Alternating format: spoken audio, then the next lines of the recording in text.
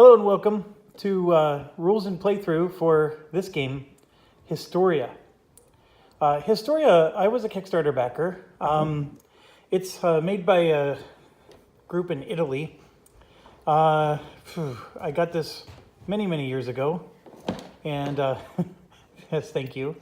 So it's a very fun game. My friends and I complain about the balance of it, though. We've even gotten onto Board Game Geek and talked about it, and it's really funny because there's a lot of very opinionated people, and I'm one of them. But we all have different ideas about this game. And I think my issue is that depending on the number of players in the game, the balance drastically changes. And so why don't you just join me? I'll show you through the game. And then I can talk more about, those thoughts and feelings later. I have never played this solo. It does have solitaire rules, and I'll explain those in a second. But for this game, I'm going to do a two-player walkthrough where I'm just going to play both players as best as I can. And we're going to assign an AI to them. And that does change it from solitaire. And I'll explain the solitaire and the multiplayer is actually very similar. It's just that I don't like the solitaire because the solitaire, in my opinion, turns into a military fest. And I'll explain why in a second. Okay, not that the military fest is bad, but I really feel like you have to play the game the same way every time when you play solitaire. Anyways, so what is this game? Historia is like, it's unlike anything I've ever experienced before. On the surface, it's a civilization game.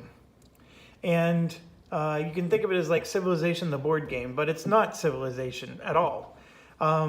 So what you have is you have different nations. So you have, I think this is France here. You have France, China, America, Spain, and Germany. And they are all going to be played by the AI bots, the Civ bots, if you want to call it that. And then what we're going to do is we're going to be playing as Rome and as Egypt. Now, they all have action cards. So everybody starts with a deck of actions. And everybody starts with shuffled, face-down advisor cards. And so they both drew one advisor. So the Romans have Nero, and the Egyptians have Hatshepsut. And then there is a Kickstarter expansion that came with it, where you have these leader cards, so or tokens, if you will. So I'll explain those in a second. And there's one for every race. One other thing that's important to note is that the Spanish and the Egyptian players are mutually exclusive. They both use the same green cards. So when you pick the green deck, you're either being Egypt or you're being Spain, but you can't have both in the same game. No other color has that issue. So I don't think there's two different things for, this is France, that's America, that's China. I don't think there's another set of stuff in those. So that's the only one where we actually have two races that use the same deck. I've already determined player order. The players always go first, Civ bots always go last. In fact, the Civ bots don't even do anything until rounds end, and I'll explain that in a second. We have a victory point track. This is a victory point game, so whoever has the most points wins. And you can see there we have them all stacked at 0. And then every civilization starts at level 1 technology. Technology goes across to the right. And level 1 military, and military goes up like this. So if I gained a technology level of military, I would go up this way or that way for technology. So you would call it, maybe they're both technology, but one's military advancements, the other one is, I guess true science advancement. So you may see me use the wrong term. I may say, I just gained a military tech. that's technically not true, because in this game, technology is only to the right. Military is just, you're improving your military, and that's it. It's not a big deal. I'm just explaining how my nomenclature works. Everybody starts with 3 power cubes. We'll explain what those are in a second. So you can see both of them have 3 power cubes. And then there's a 4th power cube and what's called a used power cube pool. So as you use them, they go in here, and then you have to do things to get them back out. Now there are 2 of these. There's one here and there's one there. They both do the same thing. It's just there for convenience. So if you have players sitting on the other side of the table, they can reach for those and not have to reach over here. So pretty cool. So this map that you see here is the technology tree, if you will. You move right for technology, up for military. So if I go technology heavy, I can end up here. If I go military heavy, I would end up there. And then these are for spots that are in between. So if you're doing a more balanced path. Now, what you see in the corner is just for end of era, end of round scoring. Basically what it's telling you is that so let me back up. I'll explain that in a second. The game consists of 4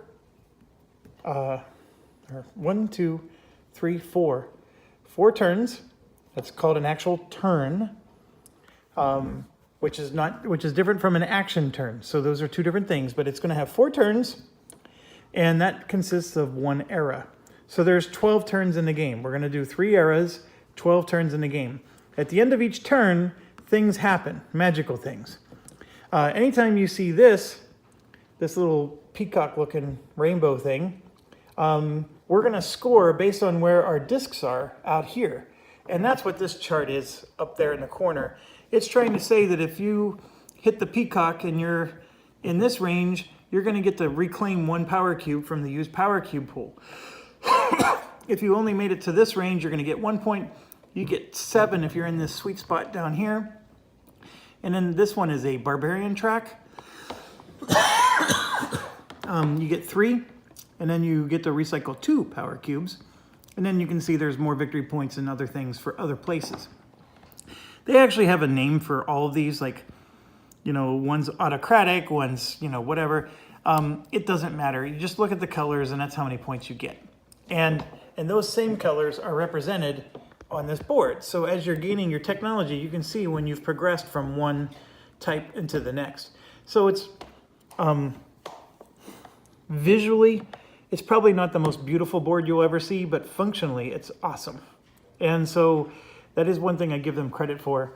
And anyways, you at least understand the peacock action. And then the last thing is we have a visual of the world, and just think risk.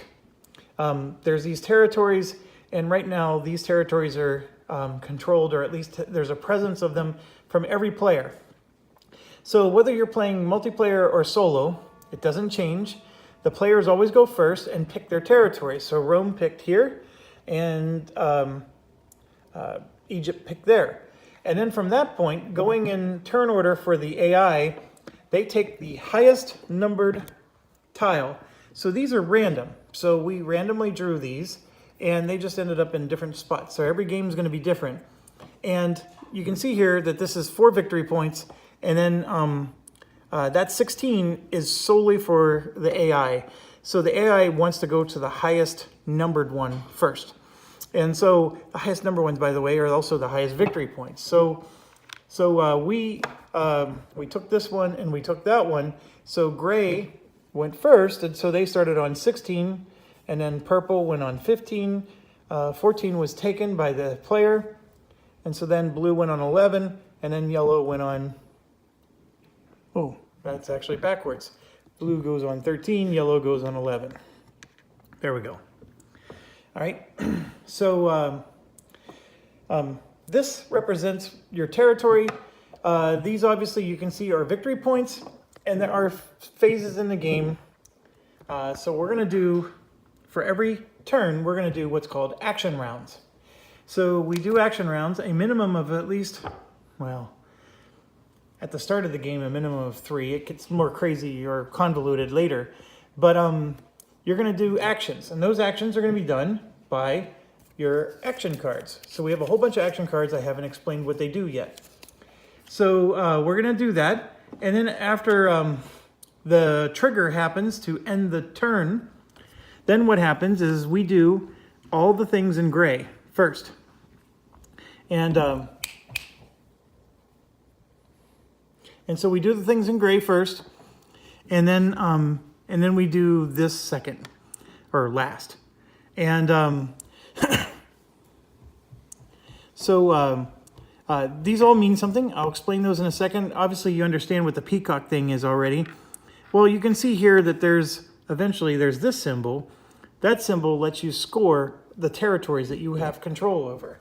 So it is possible for one of us to have shared control. And if you have shared control, you don't score in that situation. You only score for the ones you have sole possession of. And that would occur at the end of turn 2. So you can study your era to see when these things happen and when they don't. And they don't always happen at the end of every round. So here you can see that happens at the end of turn 2, but it doesn't happen after 1 or 3. I think it happens, yeah, here it happens at 4. Okay, and so then a whole bunch of stuff happens. So the point being is this is a big, like, Risk style. All you're doing is putting cubes on to show that you control it. Now, there are ways to eliminate cubes and obviously add more cubes on. And here's the key difference between solo and multiplayer. In solo, the object of your game is to survive. And then it becomes like a beat your own score kind of thing. So not only do you need to survive, so your cube can be eliminated if you're playing solo. So military is very important because I haven't gotten into all the cards yet, but military is necessary in order to win battles on this little mini board here. If you're playing multiplayer, you're never allowed to lose your last cube. So no matter what, your last cube is impenetrable. No one's allowed to touch it. And so that does change the game drastically. Because here you can see the pink zone, and over here you can see that scores 7 points. So somebody can go utopian, total pacifist. They're not even worried about military tech, and they're just taking science. And you can actually pull off a game in the pink zone here, but chances are very high that you're never going to win any territory. So you're not going to score points from territory, you're going to score points another way. In a solitary game, that's near impossible, because if your military is lower than theirs, they just trounce you. Whereas in the multiplayer game, like I said, you can't lose your last cube. So for example, green here can hold on to this spot but not go anywhere else. And that's fine, because no one could ever remove that cube. So it is a very huge difference. And it's why I was explaining the solitaire game is a lot more military focused. So I'm trying to do a 2-player game where I am going to play both sides. I don't enjoy that, by the way. I don't like playing all sides. I see a lot of wargamers doing it, and I make fun of them, and here I am doing it. Again, I do it for some 18xx games as well, but the only way I can find enjoyment out of it is to truly do an AI and stick to it. And this is a game where I can pull that off. So what's going to happen is Rome is going to follow history and be militaristic. And I know Egypt was militaristic as well, but for whatever reason, all the video games and stuff always makes them more domestic. So I don't understand it, but I think they were quite militaristic for their time. But anyways, we're going to go with this video game thematic, and they're going to go the domestic route. And so they're going to try to be the pink. They're going to try to do pink so I can show how that would work. And then these guys are going to go for military, and I'll show how that works. Now, the AI bots, their cubes are all fair game. In fact, my recommendation is if you're playing a game, you want to eliminate the AI if you can, because they can be quite powerful. They cheat. That's basically it. I mean, this is just a game that has cheating AI. So if you can remove a few of them from the board, that gives you some breathing space to, especially if you're the military player, it gives you breathing space because then you have a better chance at winning. The other thing that's important to point out is until navigation is discovered, anybody in the Americas cannot go to the other side, and anybody over here can't go to the Americas. Once navigation is discovered, it doesn't matter what space you are on the board, you're considered adjacent to any other space on the board. So adjacency does matter until navigation. And where is navigation, you ask? It's right here. It's this little ship. So let me explain that real quick. These are just the types of technology. So there's a name for everything. I mean, I'm sure this is blacksmithing. That's the wheel. That's probably writing. It doesn't matter. The game thematically has a name for all the technology, but for our purposes, we don't care. Well, actually, we do care. I'll explain that in a second. The thing that's more important are the things that are below it, because these are things that get unlocked as you go. And so there's a lot of unlocks, as you can see. But if you're going up the military track, there's a lot of unlocked bonuses that you get as well. So that's what makes this game pretty cool. And I think before I explain any more of what you're seeing, we really have to go through the action cards, because I'm starting to, I think, cripple myself in terms of explaining things before I should. So let's go through Rome's action cards here.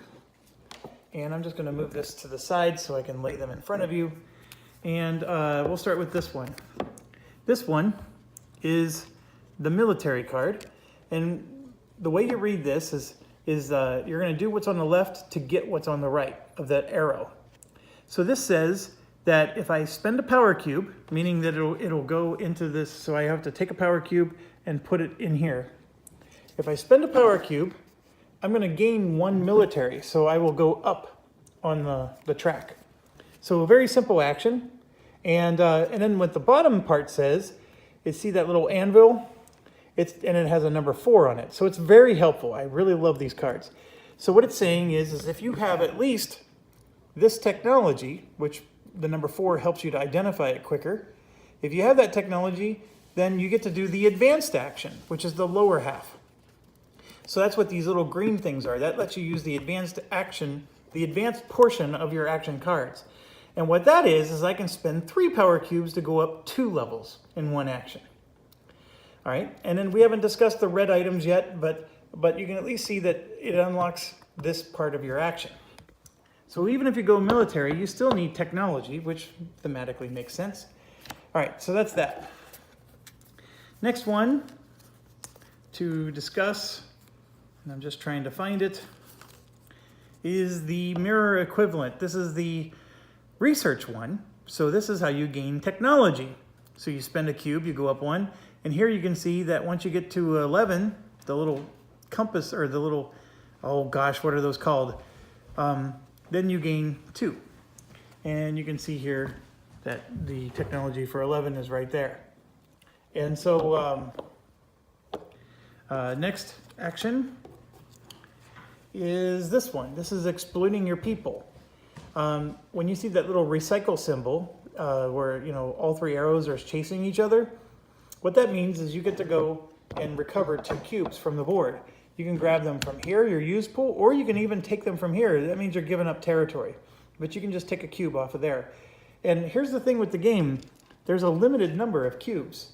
So if you have all your cubes on the territory board, you're not going to have a lot of cubes for your actions. So that is a balance you have to do. Okay, the next one. See those cards up there? Those are wonders. And this lets you take a wonder. So you would spend a power cube to gain any wonder card you want from the available pool. And as you can see, we have, see that little dot there? That's era 1. And then we have, you can see era 2, etc. So for the era 1 wonders, we have 4 of them out. It's based on the number of human players. So it's, I think, the number of players plus 2. So this list would be a lot bigger if you were playing a full 6-player game. In a 2-player game, you're not going to see all the wonders. Now, what a wonder is they are the same way but they're not an action. They're a free thing you get to do at any time during your turn. You do the left side and you get the right side. So in this case, it's saying that if you have the one with the degree symbol after it, or the circle, means that if you're in first place, that's what that means. So in this case, if you have the most territory, and it's talking about territory on here, and most is absolute most, not tied. If you're tied, you're not considered to have the most. If you have the most territory, what you do is you rotate it, to exhaust it, and then you would gain 1 victory point. And it stays exhausted until you get to this little recycle wonder thing, and that means you can unexhaust your wonders. Okay? So now, if you're playing the solo game, it's impossible to be first in something. You're always first, because this is so let me back up. Start over. When you're comparing first, it's always against other human players. The AI bots don't count for any of these, for the wonders, or anything else. So it's only when you're comparing what you're doing against other players that you can do this. So if you play solo, you actually have to take all of these out of the game. And it's no big deal because there's so many cards in the deck. It's meant to be played 6 players. And so if you're playing solo, all of these would be out. And here's an example of one that would not be out. And so what it's saying is if you use the, what action is that? That's the war action. If you do the war action, you would gain a power cube from, the used cube. So, if it was a solo game, these 3 would be out, because here you can see most territory gets a point. This one is most military power gets to take a card, which I haven't explained what that means yet. And then this one is most military power gains a point. So you can see there's 2 military power, and all 3 of these is most of something. So in a solitaire game, those would be gone. All right, so let's talk about the next one. This one is expand, and what it is you can take any cube and put it on the territory. And I don't think you can do it from your used cube pool. It has to be your own cube. Let me check real quick. It's been a while since I've played this. Oh, where are you? You put 1 power cube onto the map into a territory adjacent to one of their currently occupied territories.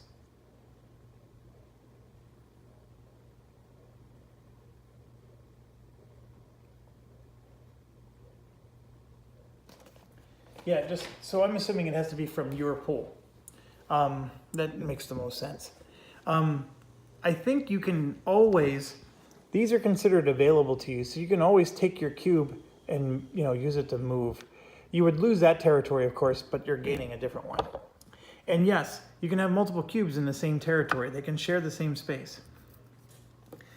All right, next one is,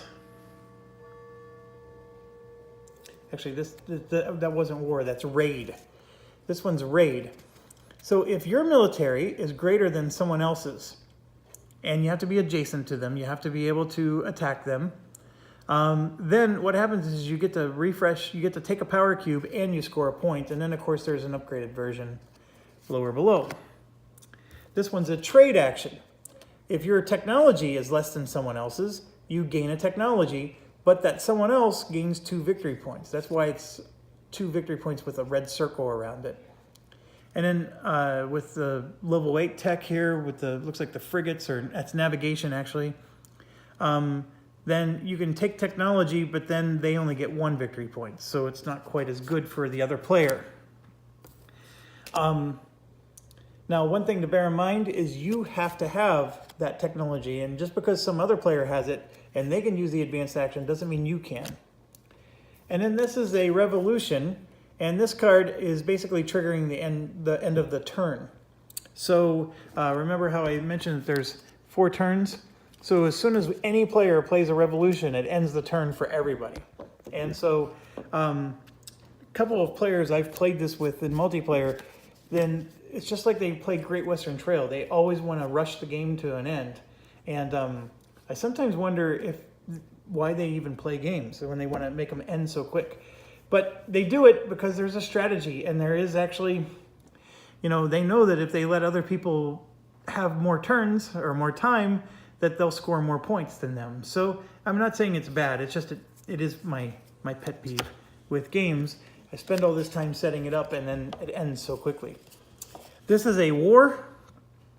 So basically, you do have to have level 2 technology. So this is actually not available at the start of the game. You have to have the farming here, and you can see that that's just level 2, and then it unlocks the war card. And then you can see the pluses are the advanced action is what's being unlocked, and this is just the basic action. And somewhere else, you unlock the advanced war action, way up here. So anyways, long story short, it's this is how you remove cubes from people's boards, and you can also score victory points for doing it. So that's war.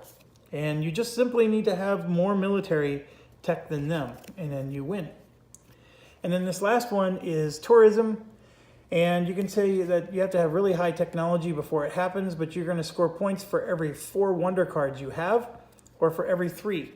And by the way, there's no limit to the amount of wonder cards you can have. So whatever you take in the first era, even if they're not as good as later eras, they still score you points when you do tourism. So, so these 2 cards are out for both players at the start of the game. And one last thing to explain. When a player is taking their turn, they get to do 1 action, and only 1 action. Now, how do I know that? Well, one of the ways is because the rules told me, but the other way is it says it right here. So at technology level 1, we get to play 1 action. And here you can see you can actually start playing 2 actions once you get to 5, and then eventually 3 actions when you get to 13. So the revolution card, which I said ends the round, it requires you to have, at the start of the action round, 3 discards. So let's say the first thing I do is play this.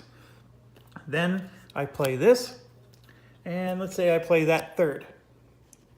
Okay? Then and only then, when I have 3 cards down here, can I do a revolution. So there's a minimum of 3 actions that you must do.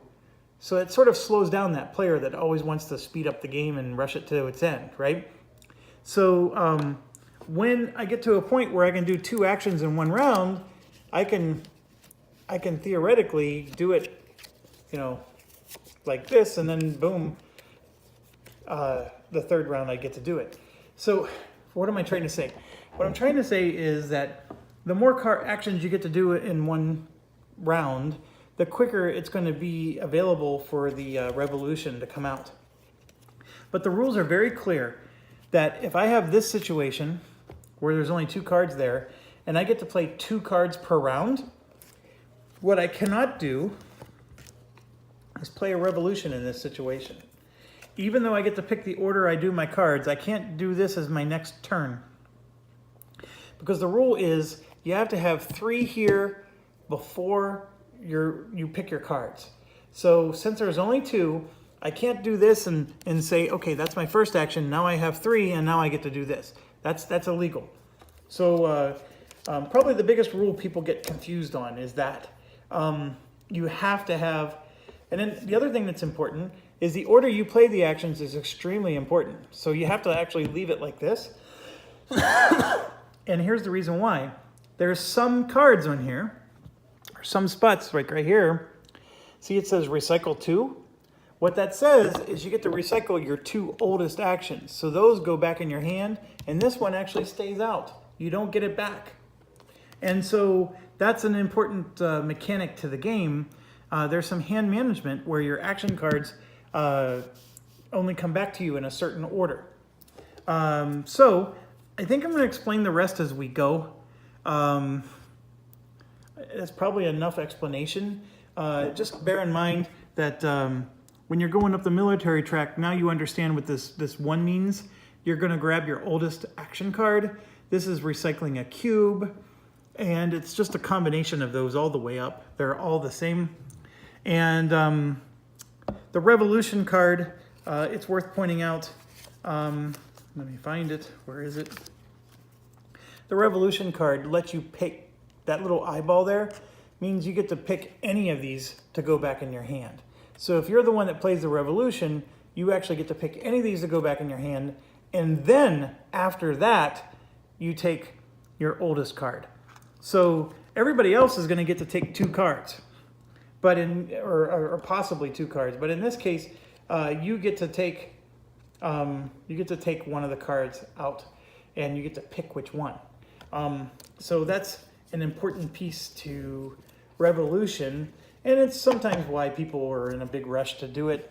And yes, it does end the turn, and all kinds of things happen when your turn ends. Okay, so for setup, you will see I have these on here, and this is another Kickstarter expansion thing, but there's a whole bunch of them in the game. And what you do is you draw 8 of them, and they're going to look like this. And you're going to draw 8 of them, and what these are bonuses that you get, and we can put them on here, and if somebody ever hits that spot, we get that bonus. And so it's a pretty neat thing. I think the players I played with are mixed on it, but it does add a cool little bit of extra to shoot for. And and then the other thing we got to do is we're going to draw 3 of these, because it's 1 plus the number of players. And what these are leader cards. So I'm going to just set those aside, and we'll go over those in a second. These are, I don't remember what they're called, but what it's saying is you have to be first in number of territories. See the leftmost one? That's territories. I have to be first in the number of territories, and I have to not be last in military. So that's how you read these 2 symbols. First in this one, not last in that one. If I meet both of those conditions on my turn, I can flip it over and claim any one of these bonuses. And then at the end of the era, this flips back, and I can do this once per era. So this is also a little expansion thing. So what are the bonuses? This one is claim another territory. This one is go up 2 on the tech track, go up 2 on the military track. And this, of course, is you get to take 2 power cubes from this and add it to the game, which is also not a bad thing.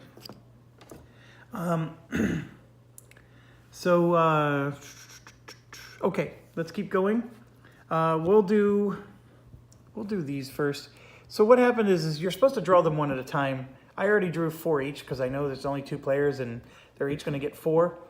And so Rome grabbed this, and this is 7 victory points. And so Rome is going to put this, and this is really tough because where is Rome going to go? Obviously they want military, and so what Rome's going to do is it's going to put it right here because it wants to get into the orange. So maybe that's too far, who knows. And then here we get 2 victory points and recover 2. So so we're going to put that here. All right, and then Rome has 4 victory points.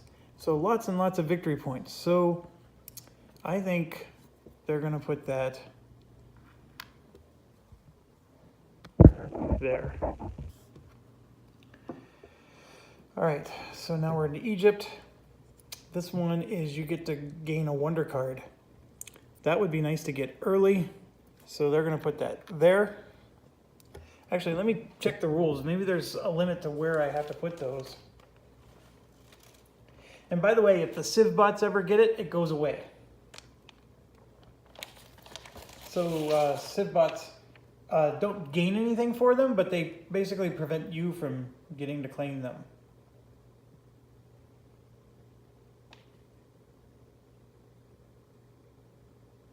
It just says you place them on the development matrix. So yeah, you can do anywhere you want.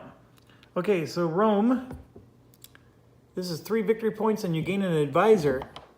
I haven't explained advisor yet either. Oh, we'll do that there.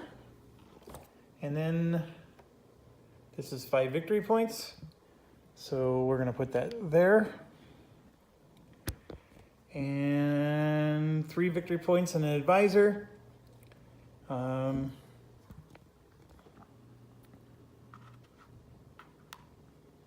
put them side by side.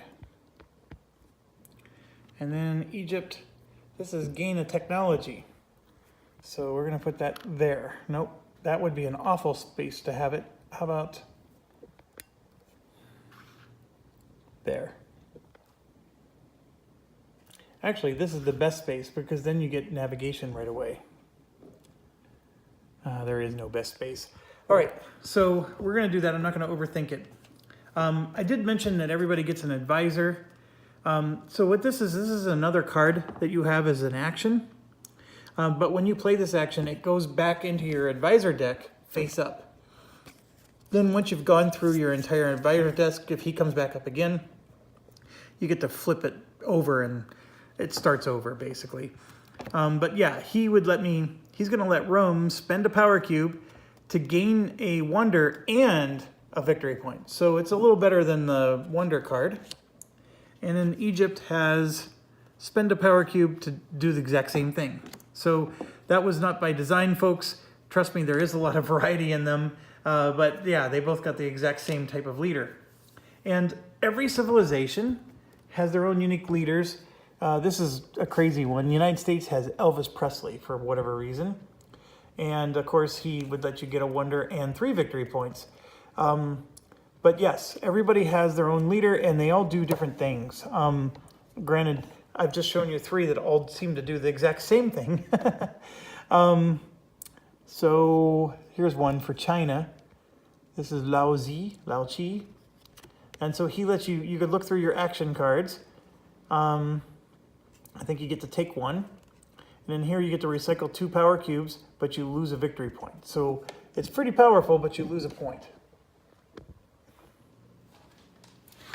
And if you're ever playing the game and you're wondering, where things are at or how it works, the rulebook is quite good. There are times when it doesn't explain something, but it's like, for example, the little eyeball there. Like this says recover 2 cards, but you'll notice there's no eyeball one. So it's like, okay, well, is the eyeball different? And it is different. It's just not there. And so you have to look elsewhere for it. And that's the only real gripe I have with it. So I know it's in the Revolution card. Yeah, so when it's a dark background, which you don't see here, but the dark background is you have to take your oldest one. And this, when it's a light background, you take your most recent one. So, and then this is, you get to take one of your choice. So that's the thing. When you're recovering your actions, here's an example of a dark one. That's your oldest action. If it's a light one, it's your most recent action. And then, of course, if it's an eyeball, you get to choose. So those are all things you have to keep track of. The iconography is not that bad, but I think it can be a little overwhelming when it's a new game for you. Last but not least, let's do leaders. So Egypt is first, and then Rome. So what happens is you draw your leader cards, and you pick which one you want. Now, granted, I have a Roman leader and an Egyptian leader here. I don't have to thematically pick the one that matches my civilization. I could have Caesar leading the Egyptian Empire and Ramses leading the Roman Empire. So how do you read this? This is,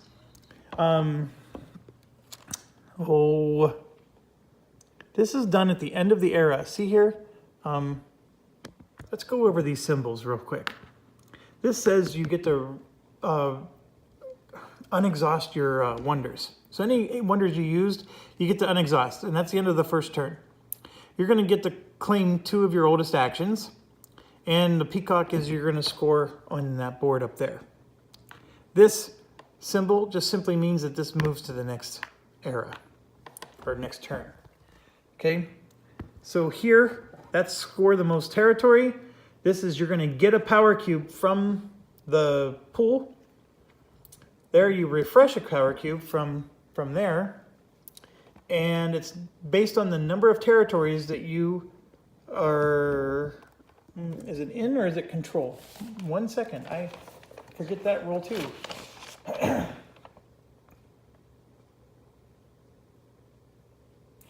It's occupies, whether you're alone or with somebody else. You get that many cubes back. The peacock, you know.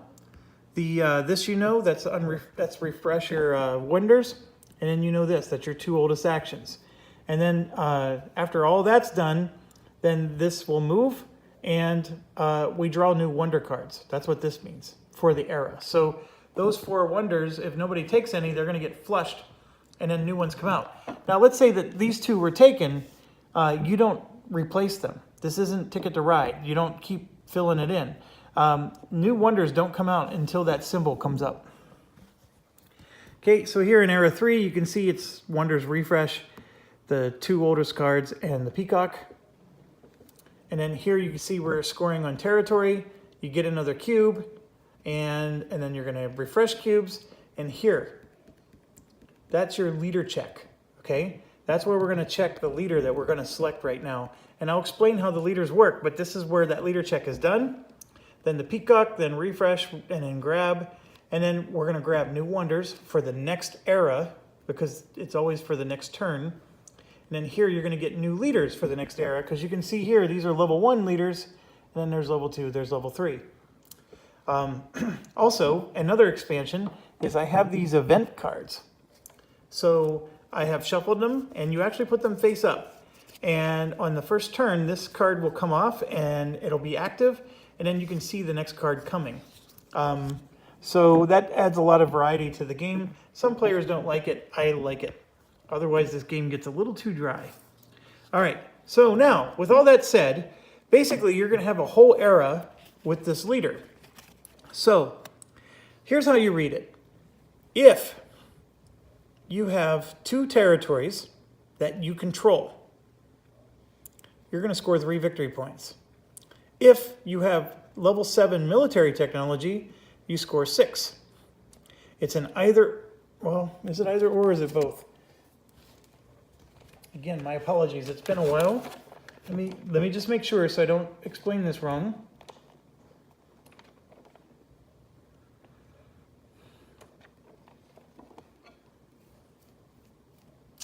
Yeah, so the top is the requirement, the bottom is the bonus.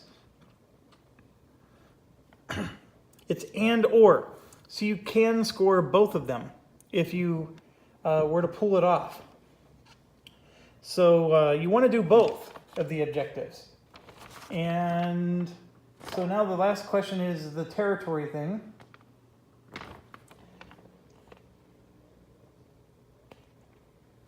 I think you just need to have your cubes on territory. It doesn't mean you have to lead. So it's not first place. It's just, I don't think you have to have 2 controlled territories, just 2. I wish I could tell you definitively. It doesn't say.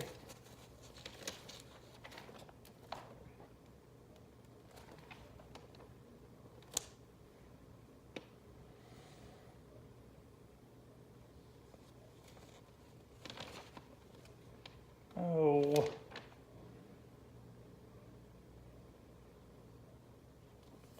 Yeah, so we're going to say that you have to have 2 territory.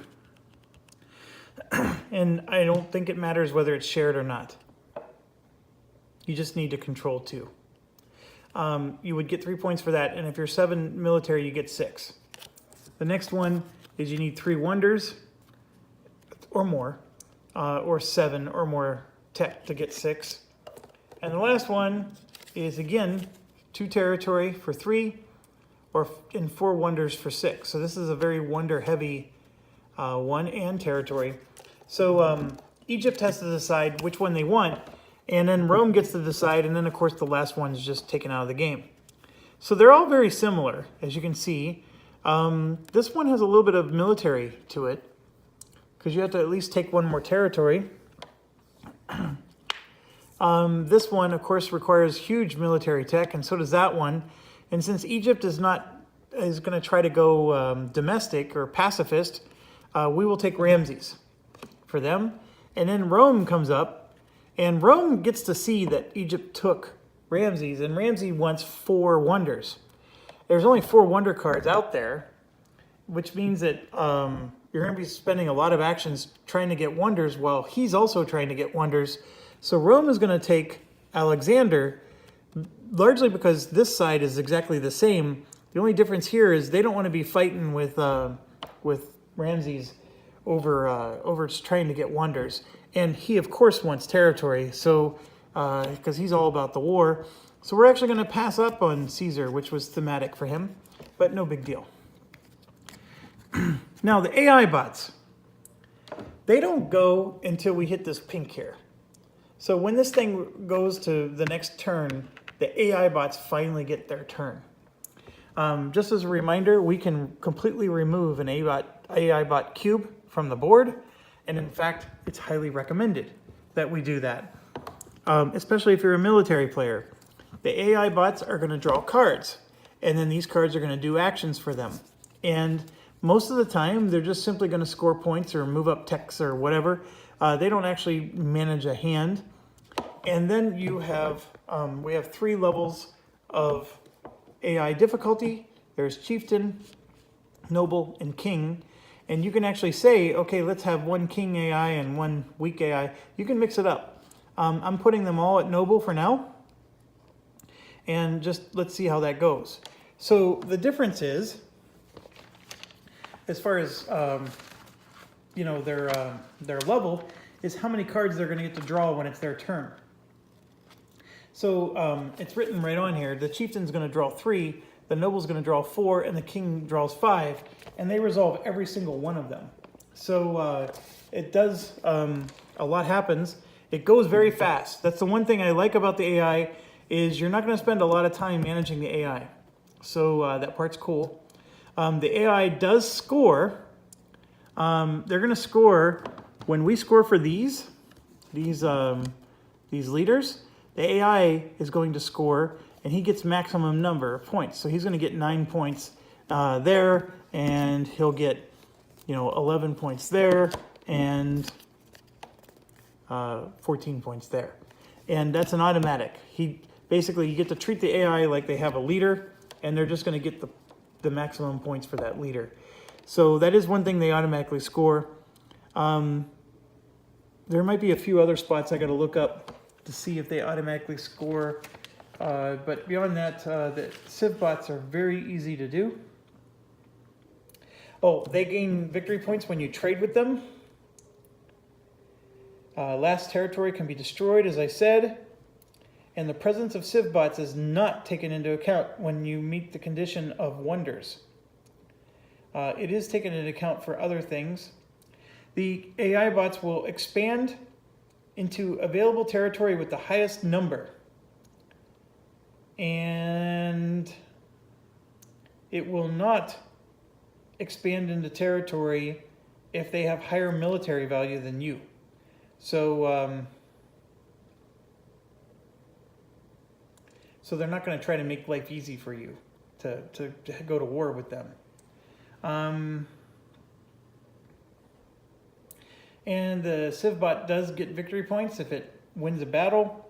I think most of this is going to be written on the cards, but just explaining that there is some cohesion to what they're doing. And I think that covers everything. I apologize if I got a little bouncy. Oh, I forgot all about this. This exists. So if you have any question about the iconography, they have this little player guide for everybody. So remember, I was trying to look this up, and actually I had no need to look up any of that. Look at this. It's awesome. And right here, this is for our leaders. So remember the leader. Let me put it there. You can see here that that has a dark base of the flag.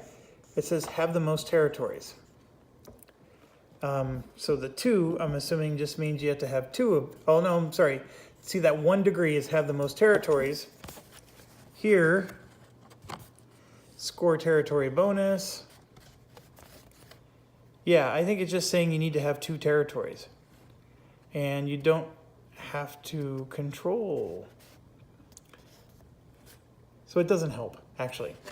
Now that I think about it, my apologies. And it's got an FAQ right on the thing. So it explains what the different wonders do.